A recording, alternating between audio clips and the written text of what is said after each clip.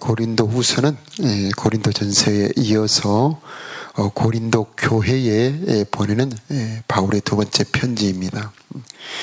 고린도 전서는 우리가 쭉 보아왔지만은 고린도 교회의 죄와 문제에 대한 말씀, 바울에 대한 말씀을 기록하고 있는데, 고린도 후서는 바울의 고린도 교회를 사랑하는 마음, 바울의 심정이 많이 잘 나타나 있습니다. 아버지 같은 마음, 고린도 교회를 사랑하는 바울의 간곡한 그 심정과 마음이 아주 잘 나타나 있고, 목회자로서의 그 마음, 그 안타까워하는 애달은 마음들이 많이 나타나 있습니다. 1절과 2절은 인사입니다. 그래서 하나님의 뜻에 의해 그리스도 예수의 사도된 나 바울은, 또 형제 디모데는, 자, 바울만 아니고 우리 모두가 하나님의 뜻으로 부르심을 받은 자들이 아니겠습니까? 하나님이 나를 불렀다. 이것이 바로 우리들의 소명이요, 우리가 살아갈 힘이요, 내가 누구인지를 알게 해주는 겁니다. 세상이 나를 바라보는 내가 아니고 하나님이 나를 바라보는 나, 그것을 아는 것이 힘이 되는 겁니다. 3절은 우리 다 같이 함께 읽겠습니다. 3절과 4절을 연속해서 한번 읽겠습니다. 우리 주 예수 그리스도의 하나님과 아버지를 찬송합니다. 그분은 인자하신 아버지시며 모든 위로의 아버지이십니다. 하나님은 우리가 여러 가지 혼란을 당할 때 위로해 주셔서 우리가 하나님께 받은 위로로서 여러 혼란을 당한 사람들을 위로할 수 있게 하셨습니다. 아멘. 하나님은 누구신가? 우리 주 예수 그리스도의 하나님은 인자하신 아버지시며 모든 위로의 아버지시다. 하나님을 위로의 아버지로 알고 찬송하고 있습니다. 환난을 당할 때 위로해 주셔서 그 하나님께 받은 위로로서 다른 사람을 위로할 수 있게 해주시는 분, 그분이 하나님이시다라고 고백합니다. 자, 어느 정도의 환난을 당했느냐? 8절, 9절을 한번 함께 읽어보겠습니다. 성도 여러분 시작. 성도 여러분, 우리가 아시아 지방에서 당한 환난을 여러분이 알아주시기를 원합니다. 우리는 감당하기 어려운 환난을 당해 삶의 소망조차 없었습니다. 9절에 마음속으로는 사망 선고를 받았다는 느낌마저 들었습니다. 감당하기 어려운 환난, 사망 선고를 받았다는 느낌, 바로 이것이 바울이 당했던 그런 고난입니다. 우리가 고린도전서를 보았는데 고린도전서 4장에 그 심정을 좀 표현하고 있는데, 헐벗고 굶주리며 매맞고 정처가 없고 또 수고하여 친히 일하고 욕을 당한 적 축복하고 핍박을 당한 적 참았다. 자, 이렇게 바울은 말할 수 없는 엄청난 고난을 당했습니다. 고린도 후서 앞으로 보겠지만 11장에도 23절부터 쭉 보면은 수고를 넘치도록 하고 일을 하며 복음을 전파했던 거죠. 옥에 갇히기도 더 많이 하고 매도 수없이 맞았고 또 여러 번 죽을 뻔했고, 유대인들에게는 40에서 하나 감한매, 39대죠. 39대 매를 5번 맞았고, 3번은 태장으로 맞았고, 한 번은 돌로 맞고, 3번은 파선, 배가 깨지는 거죠. 파선하고 일주일을 깊은 바다에서 지냈으며 여러 번 여행하고, 강의 위험, 강도의 위험, 동족의 위험, 이방인의 위험, 시인의 위험, 광야의 위험, 바다의 위험, 거짓 형제 중에 위험을 당하고 수고하고 애쓰며 여러 번 자지 못하고 굶주리고 목마르며 여러 번 굶고 춥고 헐벗었다. 이렇게 쭉 자기의 고생한 얘기를 쓰고 있습니다. 자랑하려고 그런 것이 아니고 이런 환난 속에서도 나를 위로해 주신 하나님, 그것을 설명하기 위해서 바울은 이렇게 설명하고 있습니다. 자, 우리도 산으로 하면은 그런 날이 오지 않던가요? 살 소망까지도 완전히 끊어지는 사형 선고를 받은 그런 느낌. 어떤 분은 의사한테 사형 선고를 받습니다. 이제 3개월 남았습니다. 이제는 6개월 남았습니다. 의사한테 사형 선고를 받기도 하고 경제적인 사형 선고를 받기도 합니다. 부도가 나서 아무것도 없이 빚만 엄청나게 지는 그런 사형 선고도 받죠. 어떤 분들은 사람과의 관계에서 사형 선고를 받습니다. 자, 이런 어려움이 올 때에 우리들은 정말 살고 싶지 않을 그럴 때가 있지 않습니까? 그때 우리는 어떻게 해야 될까요? 이때 바울은 하나님께 위로를 받았다는 겁니다. 그리고 자기만 위로를 받는 것이 아니고 자기가 받은 위로로서 다른 사람들까지 위로해주는 사람이 되었다는 겁니다. 바울처럼 엄청난 고난을 당한 사람이 어디 있겠습니까? 그런데 그 바울은 자기만 위로받는 것이 아니라 다른 사람까지, 고린도 교인뿐만 아니라 많은 사람을 위로할 수 있는 그런 사람이 되었습니다. 우리 인생에 어려움이 올 때 사람들이 여러 가지 방법을 사용하죠. 어떤 분들은 술을 찾습니다. 여러분 주변에서 술로 망가지신 분들 보지 않았습니까? 저도 여러 명 봤습니다. 술로 인생이 망가져서 정말 목숨을 잃는 분들 여러 사람 보았습니다. 또 어떤 사람들은 사람을 찾아서 만나서 하소연하기도 하고, 그리고 사람들을 만나서 탄식하기도 하고, 그렇게 자기의 어려움을 풀려고 합니다. 또 어떤 사람은 극단적인 선택을 하기도 하죠. 어쨌든 이런 위로로는 진정한 위로를 받을 수 없다는 겁니다. 진정한 위로는 하나님만이 하실 수 있다는 얘기입니다. 자, 우리가 어려울 때에 어떤 선택을 하느냐가 그 사람의 운명을 가르죠. 우리는 다른 곳으로 가지 말고 참된 피난처, 진정한 위로자가 되시는 자비의 아버지, 위로의 하나님을 찾아와야 한다는 것입니다. 하나님의 자비는 신비하죠. 하나님의 위로는 능력이 있습니다. 그 위로를 받는 사람들은 완전히 그 마음이 회복될 뿐만 아니라 다른 사람들까지 살릴 수 있는 사람이 되는 겁니다. 하나님께 피한 사람들은 다 복이 있습니다. 우리가 아는 것처럼 빌립보 감옥에 바울이 매를 많이 맞고 신라와 함께 갇혔지 않습니까? 그때 하나님이 위로를 해 주십니다. 옥토가 흔들리고 모든 묶인 것이 다 풀어지고, 그리고 간수까지 회개함으로 하나님은 바울을 위로해 주셨습니다. 하나님께 피한 자들은 다 복이 있습니다. 우리가 아는 요셉도 그렇죠. 가장 대표적인 사람은 다윗 아닙니까? 다윗처럼 기가 막힌 인생, 엄청난 슬픔과 고통을 당한 사람이 어디 있습니까? 그런데 그 다윗은 하나님에게 위로를 받습니다. 하나님에게 피했을 때 그는 놀라운 사람으로 변화를 받습니다. 자, 그 위로는 다른 사람을 위로하여 세우는 그런 힘을 갖고 있습니다. 9절에 보면은, 자, 9절에 보면 우리들에게 어려움을 주시는 이유가 나오죠. 마음속으로는, 함께 읽겠습니다. 9절 끝까지 읽겠습니다. 마음속으로는 사망 선고를 받았다는 느낌마저 들었습니다. 그러나 이렇게 된 것은 우리 자신을 의지하지 않고 죽은 자를 살리시는 하나님을 의지하도록 하기 위해서였습니다. 하나님께서 이런 고난을 주신 이유는 자기를 의지하지 않고 죽은 자를 살리시는 하나님을 의지하게 하려고 그런 고난을 주셨다는 겁니다. 우리가 믿는 하나님은 죽은 자를 살리시는 분이십니다. 없는 것을 있게 만드시는 하나님이십니다. 바로 아브라함의 하나님입니다. 아브라함은 죽은 자를 살리시는 하나님을 믿었습니다. 아브라함에게 말씀하시기를, 야 아브라함아, 내가 너의 방패야. 내가 너의 하나님이야. 사람에게 상처를 받고 사람에게 고통을 받을 그때에 우리는 그 사람의 상처보다 더욱 큰 하나님의 위로를 받을 수가 있는 것입니다.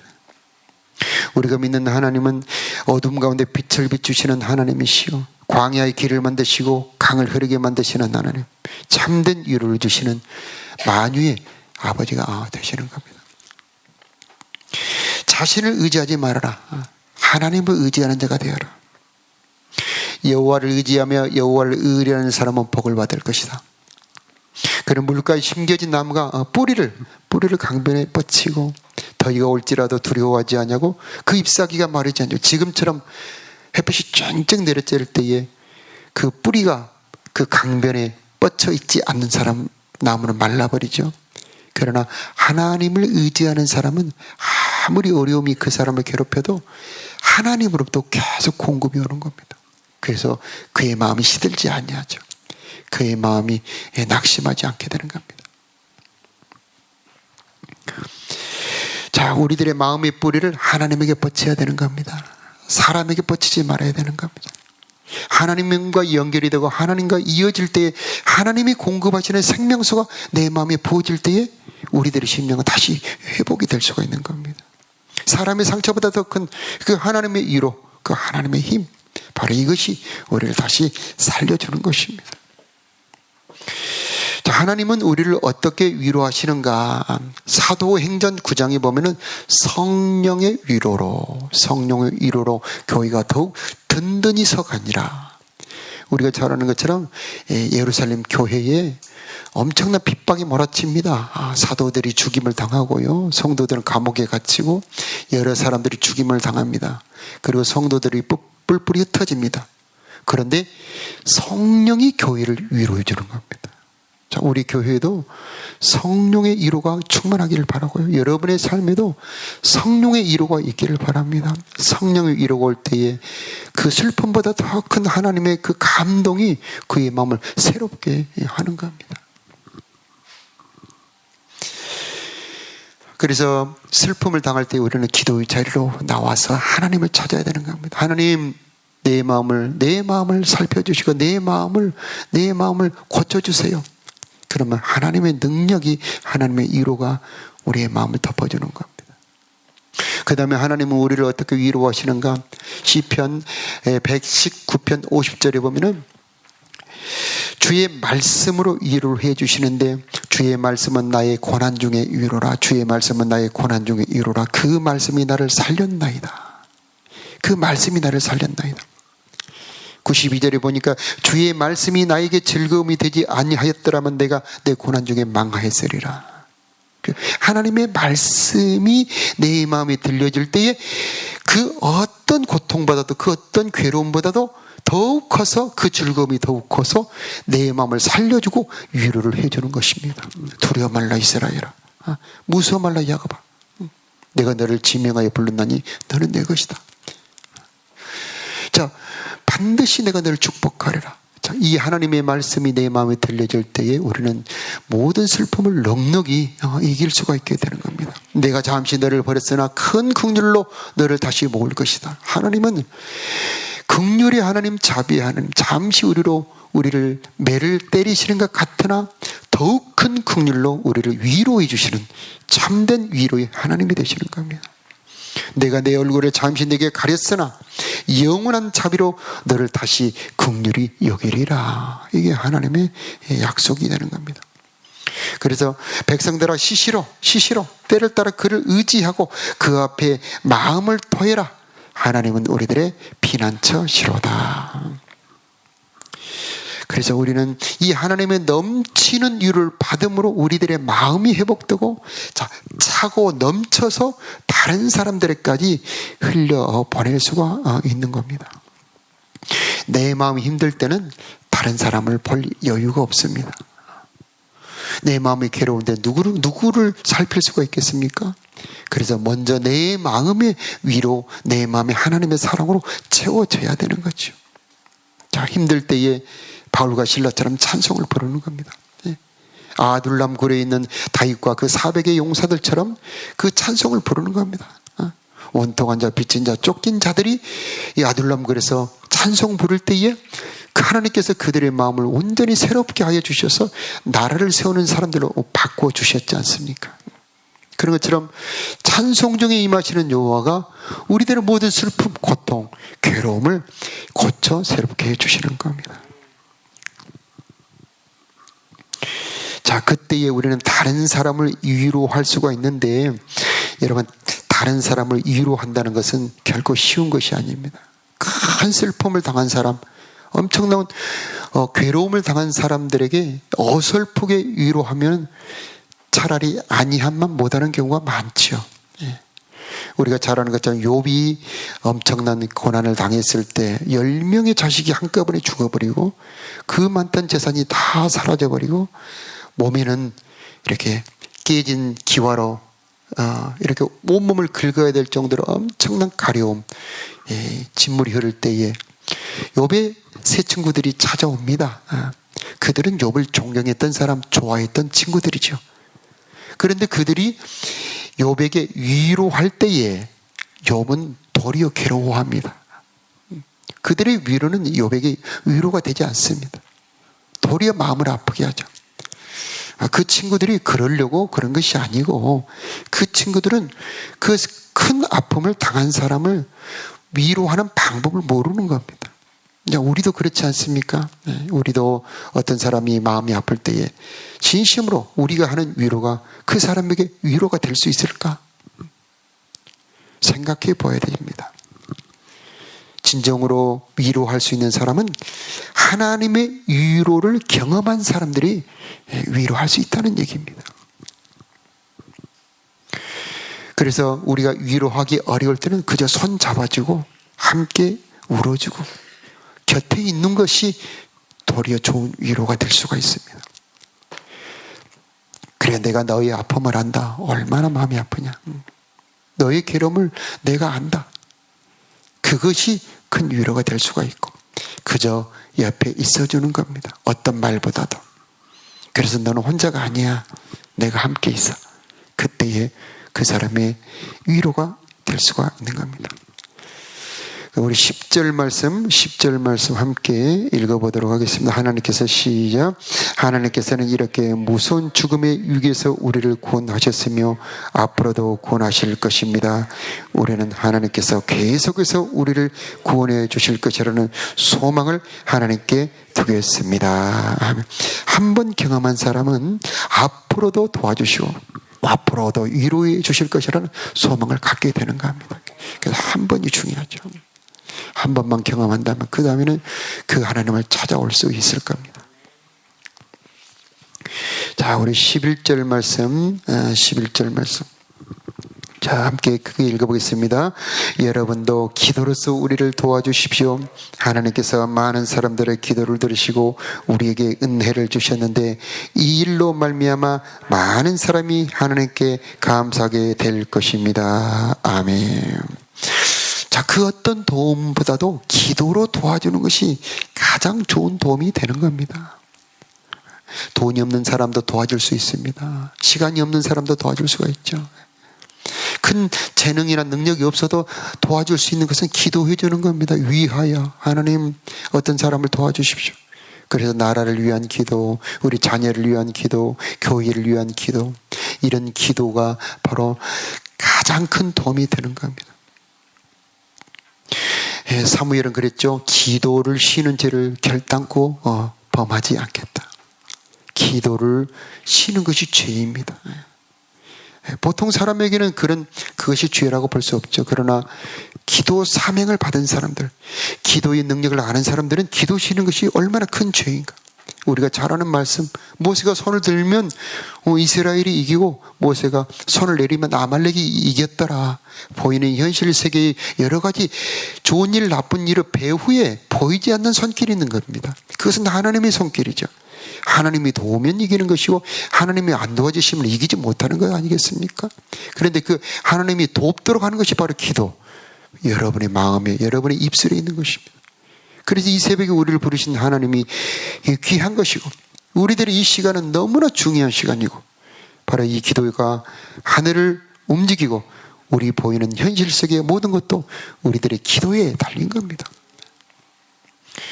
비판한 마음으로는 기도할 수 없습니다. 예레미야처럼 예루살렘에 무너져가고 다가오는 재앙을 보면서 진실로 아파하고 사랑하는 딸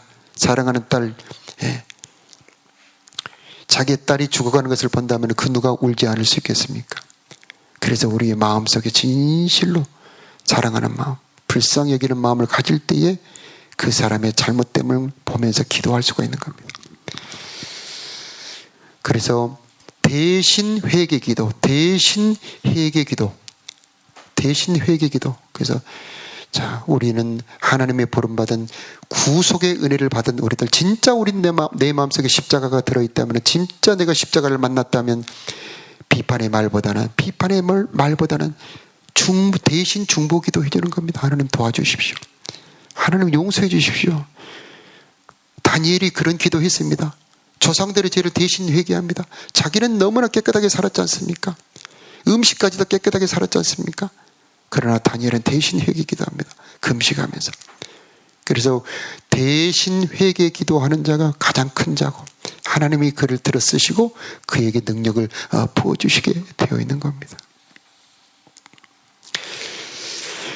자, 그래서 오늘 기도 제목은 우리들의 작은 신음에도 응답하시는 하나님, 우리가 찬양하는 것처럼 그 하나님께 우리들의 마음을 토하는 기도 드리시기 바랍니다. 하나님은 위로의 하나님이시고 내 마음을 알아주시는 하나님이시고 진심으로 내 마음의 아픔을 치료해 주실 수 있는 분, 바로 그분이 우리들의 아버지, 자비의 하나님, 인자의 하나님이 되시는 겁니다. 우리들의 마음을 다 토해놓고, 하나님 이 아픔을 만져주시길 바랍니다. 이 괴로움을 주여 살펴 하감해 주시기를 원합니다. 주여 도와주시옵소서. 이 기도 드려야 되겠고, 또 하나님 나도 위로하는 자가 되기를 원합니다. 정말 비판하는 자가 아니고 위로하는 자가 되어서 하나님의 마음을 가지고 하늘을 향하여 중보기도 드리는 내가 되게 하여 주시옵소서. 이런 기도 드렸으면 좋겠습니다. 오늘 이 새벽에 여러분의 기도가 하늘에 올라감을 믿으시기 바라고 간절히 기도하여 우리와 우리 자녀들의 마음에 앞길에 하나님의 은총이 있기를 기도합시다. 다 같이 기도하겠습니다.